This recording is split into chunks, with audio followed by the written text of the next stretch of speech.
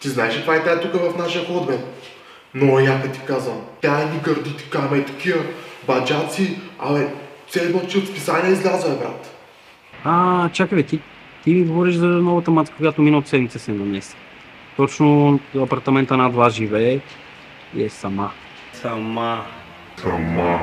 Ще й кажа, че живея сам.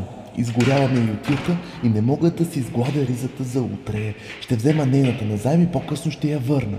След това ще я поканя за благодарност на попитие. Ще я поканя на вечеря, ще отидем да хапнем и ще я заведа на кино. После ще ми стане любовница. Ще пръсна 1 тон пари за подаръци и тя ще ми роди дете. То ще ме буди в 2 през нощта, ще досажда и ще ми пречи на секса.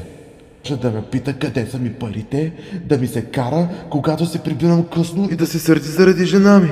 Да иска почивки, да не мога да си гледам мачовете с Ванката и с Жорката.